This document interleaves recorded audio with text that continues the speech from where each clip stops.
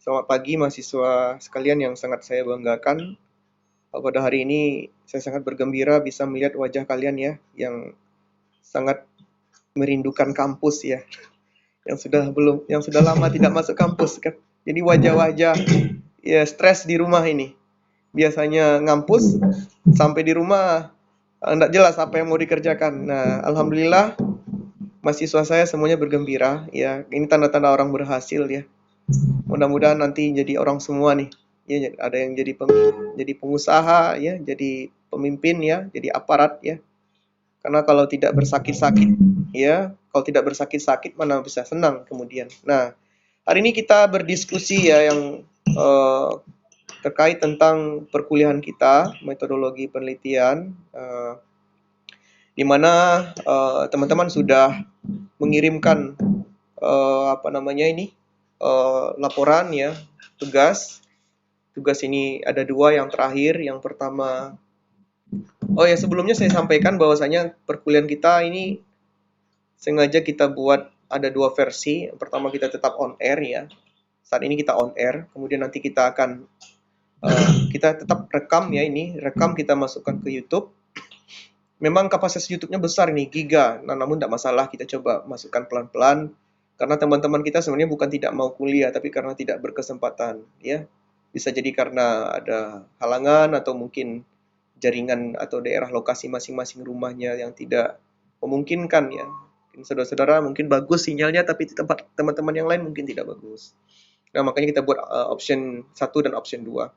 Nah, sebelum kita mulai sedikit materi diskusi kita hari ini, saya akan sedikit mengomentari dari tugas yang sudah dibuat. Yang pertama terakhir kita ada Ismail on air. Oke. Tugas semuanya kan sudah mengumpulkan ya terkait tentang PDF fenomena-fenomena yang terjadi di industri. Secara keseluruhan saudara-saudara sangat bagus ya, sudah menunjukkan keinginan dan keseriusan, komitmen kita bersama-sama ingin membuat sesuatu yang bagus ya, dengan membuat sebuah permasalahan dan dibuat analisis pemecahannya. Dengan adanya PDF ini bekal kita untuk mencoba menyajikan di tugas berikutnya, yaitu tugas menyampaikan presentasi dengan direkam dengan video dan sudah saudara-saudara kirim ke YouTube dan saya sudah baca, sudah lihat semuanya secara keseluruhannya bagus-bagus ya. Saudara serius dan saudara betul-betul ingin tamat 2021 ya. Lulus 2021 ya. Nah, ini setelah ini ada KKN nggak nanti? Ada KKN? Semester ini ada KKN? Ada, Pak. Ada. Nah, di KKN ini jangan berdiam diri. Saran saya nanti di KKN kita buat proposal skripsi, ya. Kalau perlu nanti di KKN ini selesai KKN, selesai proposalnya, kemudian langsung penelitian. Nah, biar 2021 wisuda, ya setuju enggak? Angkatan, iya. Tapi tetap kita sama-sama komitmen ya. Bahwasanya skripsi itu mudah kalau kita kerjakan. Nah, jadi dari YouTube yang sudah kita terima, yang sudah saya lihat itu secara keseluruhan itu yang pertama itu PD-nya dapat ya. Karena kalau tidak PD, bagaimana mau meyakinkan orang lain? Karena di skripsi itu yang penting yang pertama itu adalah bukan materinya sebenarnya. Yang pertama PD-nya. Saudara-saudara PD semua ini, ya dalam hal menyampaikan terlepas benar salahnya dulu, PD-nya minta ampun saya. Ya, bagus PD-nya. Kemudian bagaimana meyakinkan orangnya? Meyakinkan orang bahwa yang kita buat itu betul-betul bermanfaat. Nah, itu dapat. Kalau materinya mungkin masih perlu kita gali lagi, itu biasa ya. Yang penting pada saat skripsi itu kita PD-nya, kemudian kita bisa meyakinkan orang. Ya, yang terakhir baru materi. Nah, secara keseluruhan saudara-saudara dalam memberikan penyajiannya sudah bagus. Mungkin ada beberapa hal yang perlu kita koreksi mungkin di pertemuan berikutnya. Nah, itu secara umum yang dapat saya analisa. Nah, setiap tugas itu mohon dikerjakan karena kalau kita buat penilaian tanpa adanya evidence, tak mungkin nanti saya akan memberikan nilai tertentu kepada orang tertentu berdasarkan suka tidak suka, itu tidak boleh. Tetap saya akan memberikan itu objektif ya berdasarkan seberapa mampunya dia dalam diberikan amanah ya. Kan tugas itu adalah amanah. Nah, itu secara umum dari tugas yang disampaikan hari ini kita coba sedikit berdiskusi terkait tentang metodologi penelitian ya, di mana hari ini coba kita melihat sedikit ya kuliah ya boleh lah ya. Ya, karena sebelumnya kita lebih banyak dalam hal memberikan wawasan ya, di awal-awal kita diberikan wawasan, kita belum terlalu teknis. Nah, hari ini kita sedikit teknis ya. Nah, ingat satu hal mahasiswa, saya tidak berikan tugas hari ini. Saya cukup saudara-saudara memperhatikan perkuliahan kita. Kalau diberikan tugas terus, kasihan nanti mahasiswa.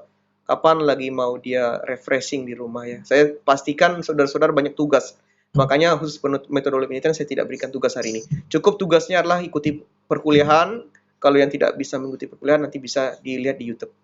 Nah, ini metodologi penelitian. Saya tidak akan mengulang lagi tentang hakikat-hakikat penelitian seperti di pertemuan real sebelumnya. Nah, hari ini kita coba akan melihat seperti apa sih sebenarnya penelitian itu, apa jenis-jenis penelitiannya. Nah, itu saja yang sedikit yang kita diskusikan hari ini.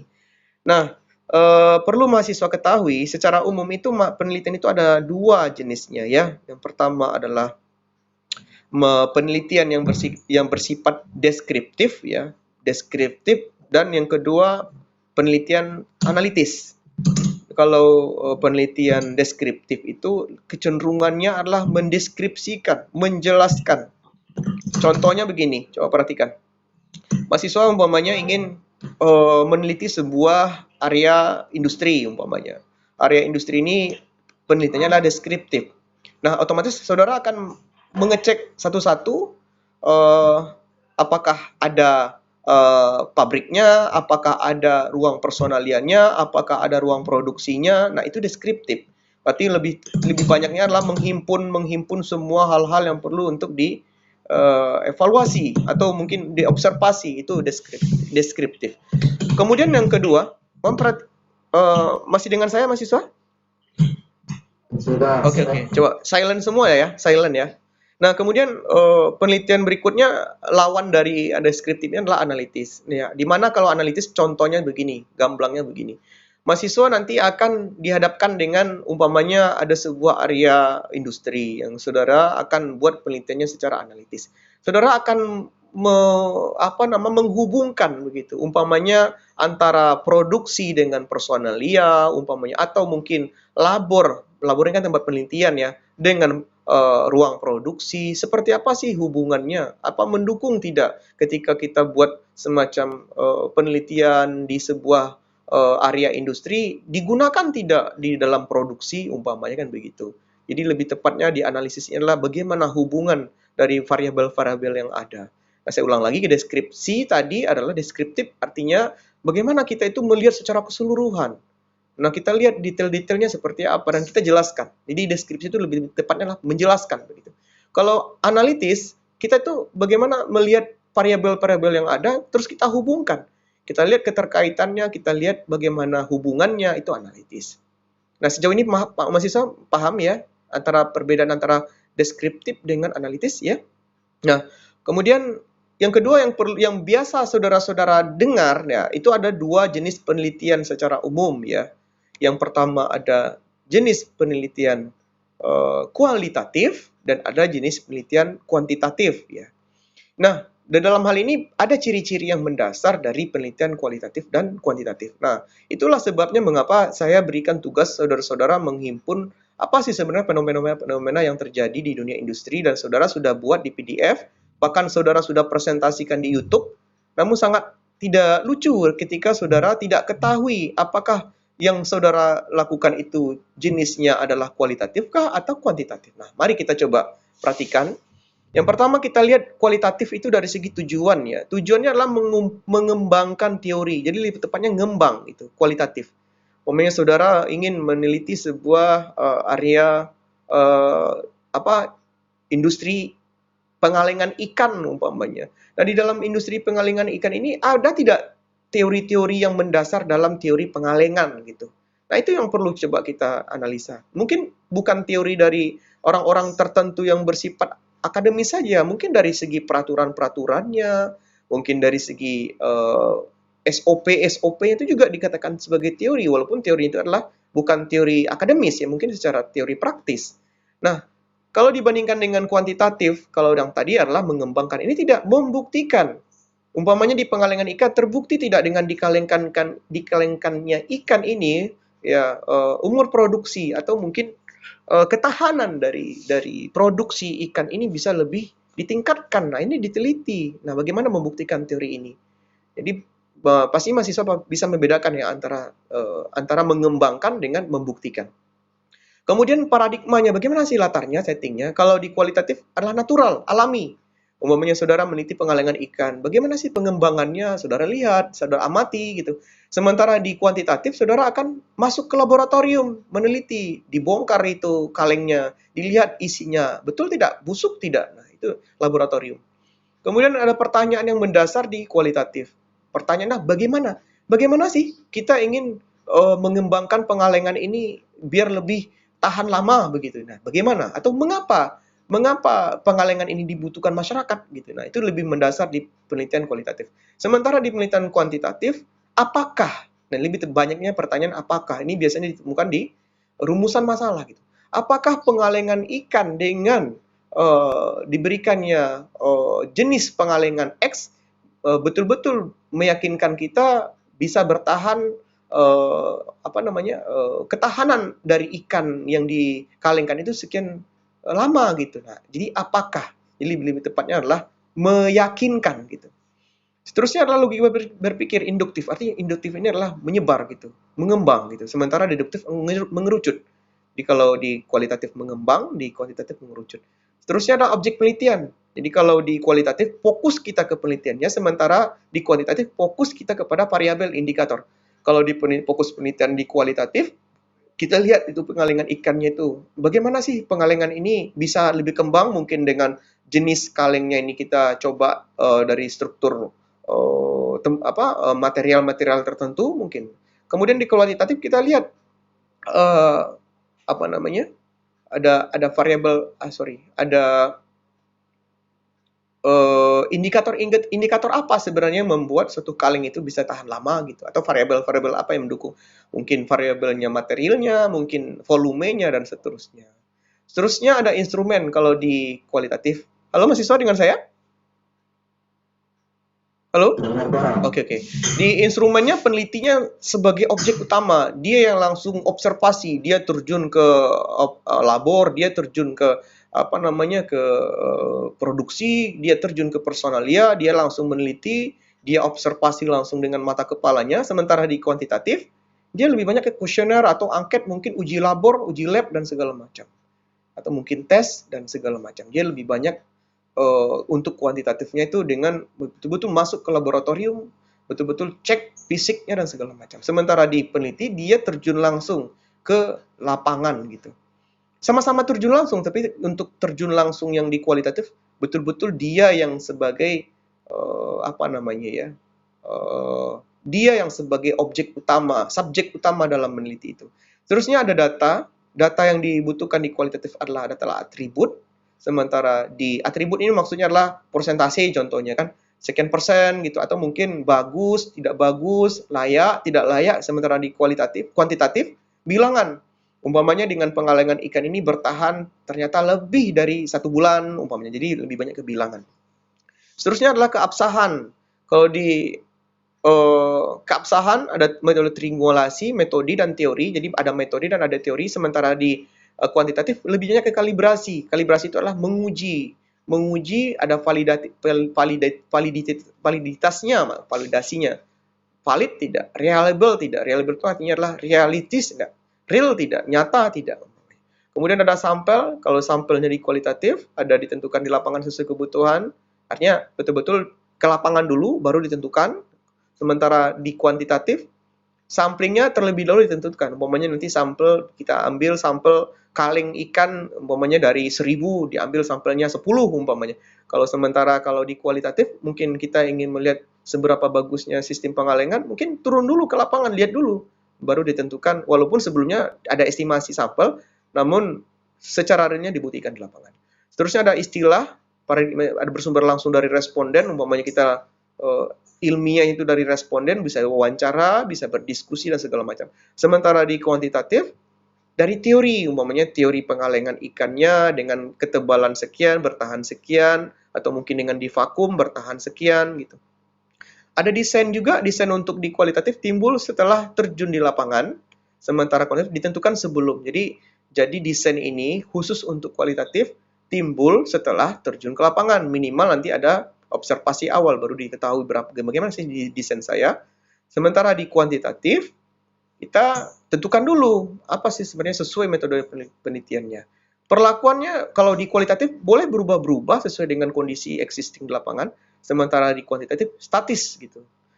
Dan pendiriannya mencari perspektif yang mengarah pada keseluruhan fenomena, jadi mencari perspektif umpamanya di pengalengan ikan tersebut ternyata ingin pesatnya pengembangan industri pengalengan ikan harus kita lakukan seperti ini. Sementara di kuantitatif adalah reduksi, mempersempit wilayah.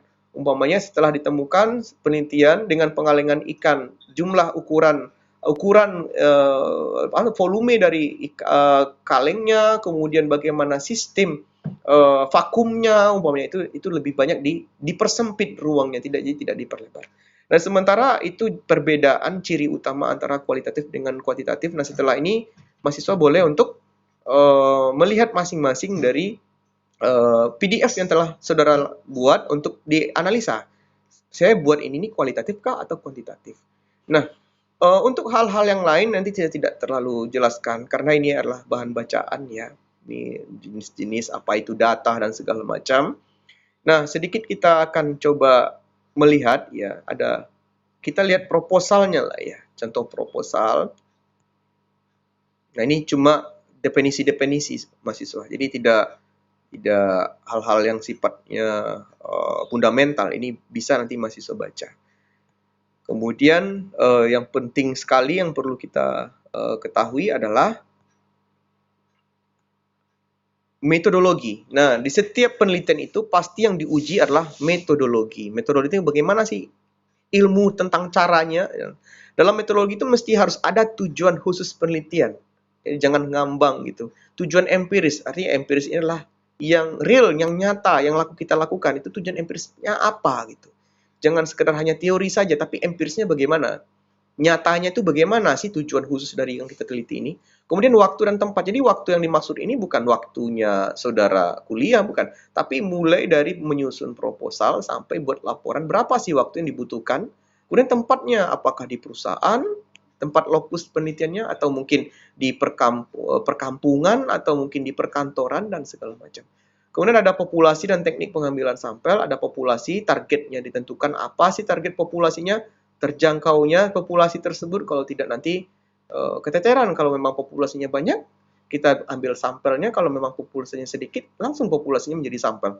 Kemudian teknik pengambilan sampelnya ada probabilitas, jadi adalah probabilitas ini artinya peluang ya, dengan peluang atau mungkin dengan tidak peluang. Nah, nanti ada regresi-regresinya, cara-caranya. Ini tidak terlalu kita dalami. Yang penting adalah kita tahu dulu bagaimana secara umum metodologi pada hari ini. Kemudian metode penelitian dan desain penelitiannya adalah metode penelitian ada survei, mungkin surveinya, deskriptif, korelasi adalah hubungannya, evaluasi adalah menelaah seperti apa sih jalannya sebuah proses gitu, analisis konten, kajian pustaka, kemudian ada eksperimen, yaitu maksudnya pre-eksperimen, berarti sebelum eksperimen, kuasi eksperimen, berarti adalah bagaimana peningkatan eksperimennya, ada true eksperimen, melihat benar tidak benarnya eksperimen, atau ex facto, ini maksudnya adalah ex post, berarti setelah pelaksanaan eksperimen itu bagaimana sih kelanjutan dari eksperimen tersebut. Kemudian ada desain penelitian, ada korelasional, berarti korelasi adalah hubungannya, atau mungkin eksperimen. Eksperimen sendiri, membuat eksperimen sendiri, membuat membuat inovasi sendiri gitu di eksperimen. Jadi kebanyakan dari teknik industri ini ada yang menghubungkan dan ada yang membuat inovasi. Tapi ya saya sarankan karena teknik industri sangat dibutuhkan eksperimen, ya mungkin eksperimen yang coba kita tekankan. Kemudian ada teknik pengumpulan data dengan tes, ya mungkin dengan kita kumpulkan datanya di lab gitu ya, atau mungkin di lapangan, atau mungkin di perkantorannya, atau mungkin di laboratorium dan seterusnya. Kemudian ada non-test. Yang non-test ini adalah dengan interview, dengan wawancara, dengan memberikan kuesioner, observasi, dokumentasi, foto-foto, dan segala macam. Kemudian ada teknis analisa data. Uji persyaratan analisa ada normalitas, ada homogen, kemudian ada deskriptifnya untuk analisa datanya, korelasi atau eksperimen. Nah, itu metodologinya. Nah, seterusnya kita coba akan lihat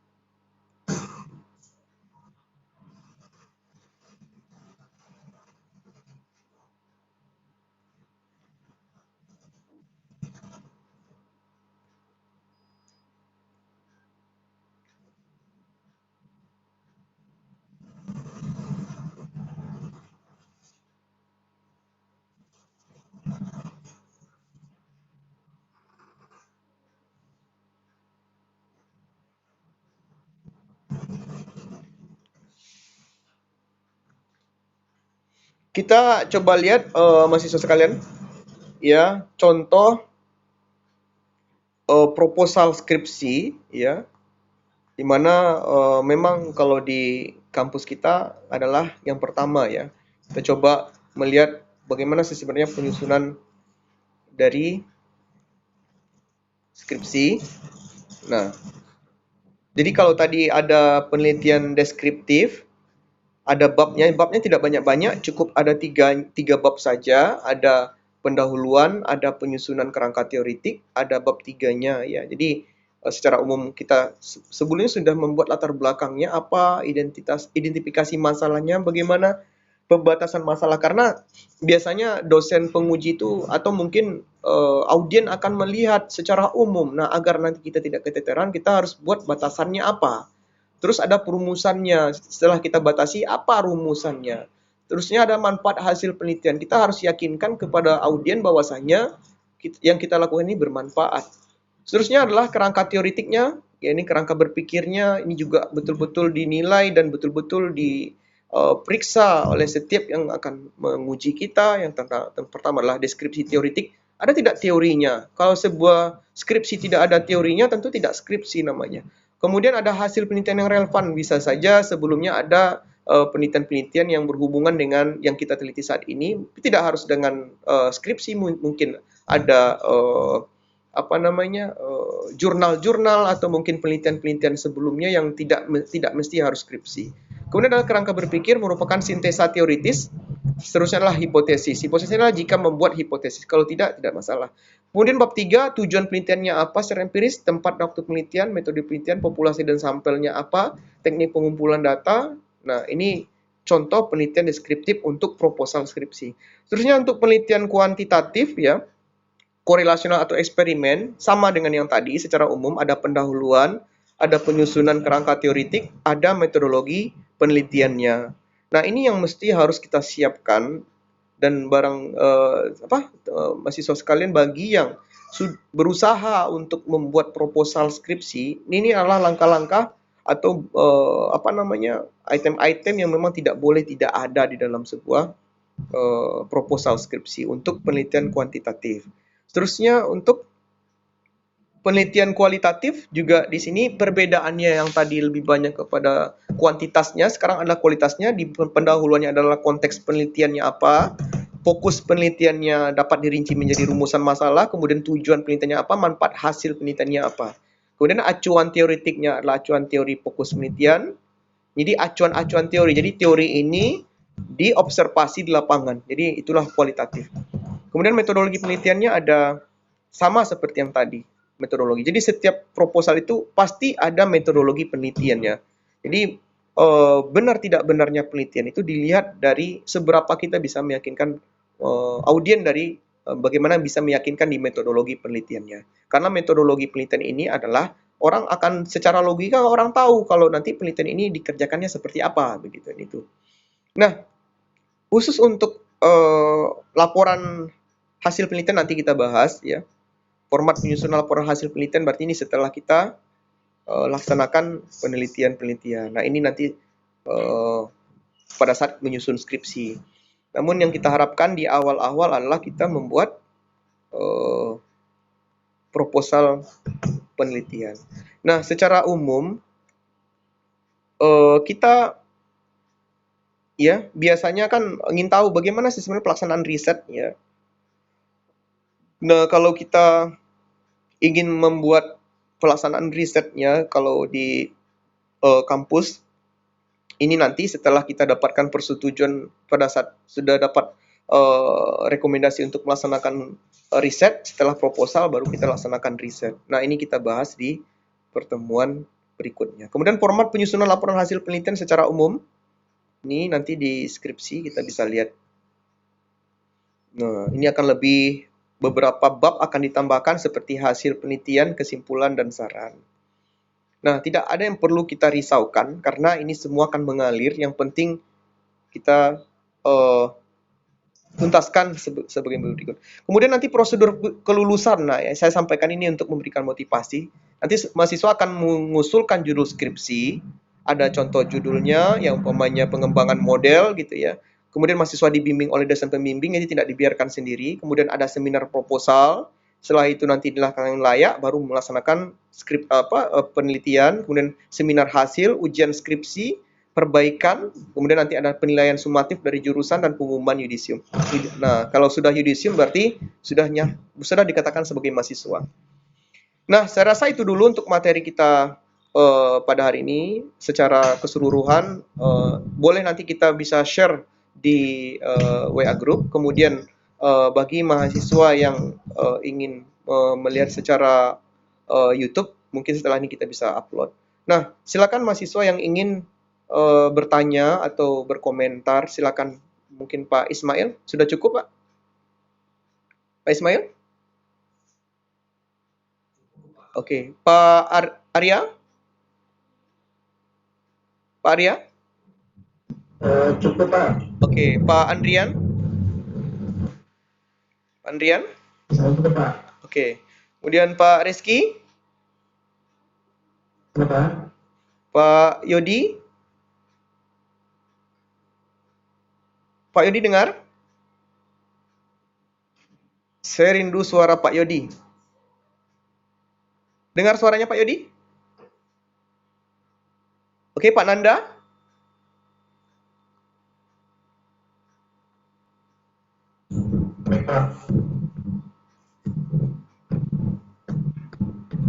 Nah, saya rasa itu dulu. Ada yang secara keseluruhan ada yang ingin disampaikan mahasiswa? Nah, tentang perkuliahan kita memang inilah, ya. Ada yang ingin disampaikan? Nah, secara keseluruhan seperti kita kuliah dengan kondisi seperti saat ini, inilah kondisi yang paling memungkinkan ya. Karena memang kita tidak bisa bertatap muka langsung, tapi mudah-mudahan dengan upaya kita untuk tetap semangat menyelesaikan perkuliahan kita, tidak ada alasan untuk tidak bisa bersemangat dalam menuntaskan perkuliahan kita khusus untuk di metodologi penelitian. Saya rasa mahasiswa sekalian saya ucapkan terima kasih. Nanti mahasiswa boleh nanti chat di grup WA, sampaikan nanti kehadiran absensinya di grup WA saja karena nanti ini sebentar lagi kita akan tutup perkuliahan di video conference. Ya, mudah-mudahan virus ini wabah ini cepat berlalu. Saya bisa kembali bersama-sama mahasiswa kuliah. Ya, karena memang kuliah tetap muka itu lebih enak ya dibandingkan video conference ya. Karena pada saat kita bertemu itu ada silaturahim yang membuat kita itu lebih cepat masuk ilmunya itu. Nah, tapi tidak akan mengurangi dari hal tersebut. Kita akan sepakati di pertemuan berikutnya akan video conference lagi. Nah, saya bertarget mahasiswa di rumah jangan bosan-bosan untuk membuka laptopnya, kemudian membuat desain-desain apa sebenarnya yang akan kita buat untuk penelitian. Mudah-mudahan nanti berkah dan kita cepat masuk kuliah lagi seperti biasa. Terima kasih mahasiswa sekalian. Demikianlah kuliah kita pada hari ini. Saya ucapkan terima kasih. Saya tutup. Eh, Assalamualaikum warahmatullahi wabarakatuh. Ada